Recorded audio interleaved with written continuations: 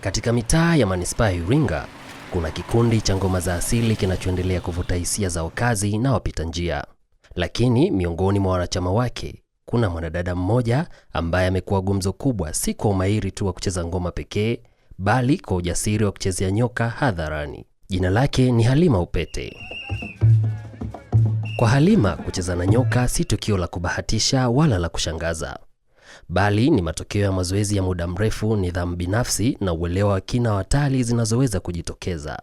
Kucheza na chatu ni ujasiri. Nilijifunza kupitia mwalimu wangu Yasin Ramadhani Mgula, ambaye alinifunza jinsi ya kumshika kwa timing, kucheza naye kwa uweredi zaidi na zaidi ili asikuzuru. Kwa mwanaume ambaye anacheza na nyoka, akiwa ametoka kufanya lile tendo, kama hajakoga haruhusiwi kucheza na nyoka. Lakini pia kwa upande wa kinadada, akiwa yuko kwenye siku zake haruhusiwi kucheza na nyoka, kwa sababu pia huwa inampelekea nyoka kudhoofika. Ninachozingatia ni kwamba nyoka leo yupoje, aidha ameshiba au hajashiba au yuko kawaida. Kwa kama nikiona anakasumba mojawapo, huwa sitamani kumshika, kwa sababu naogopa pia anaweza kanizuru hata mimi. Kutumia wanyamapori kwenye shughuli za sanaa sio kosa. Swala la msingi ni kwamba vikundi hivi vinavyotumia wanyama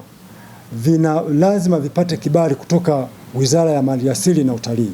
Halima ni mwanachama wa kikundi cha Kabati Sanaa kinachojishughulisha na ngoma za asili. Hata hivyo, uamuzi wake wa kucheza na nyoka umeibua mitazamo tofauti miongoni mwa wanajamii. Ana kipaji cha kucheza na wanyama kama nyoka, ndio maana huwa anacheza nao. Nikiona mwanamke anacheza na nyoka naogopa sana. Mimi namchukulia kawaida tu, kwa sababu naona ni kama utafutaji wake, njia yake ya utafutaji ndio iko pale. Pamoja na hoja za usalama na ubunifu, bado maswali ya kimila na kitamaduni yameendelea kuibuka, hasa kuhusu kama mchezo wa kucheza na nyoka ni sehemu ya michezo ya asili ya kabila la Wahehe. Kupata ufafanuzi wa swala hilo, nimefunga safari hadi nyumbani kwa mwenyekiti wa baraza la wazee wa kimila mkoa wa Iringa, Mzee Mkini. Nataka nifahamu, hii sanaa ya kucheza na nyoka ni asili ya Wahehe au sio asili ya Wahehe? Hapana, sio asili ya Wahehe. Nyoka sio mdudu wa kucheza naye, wala hatujisikii fahari kukaa na nyoka jirani.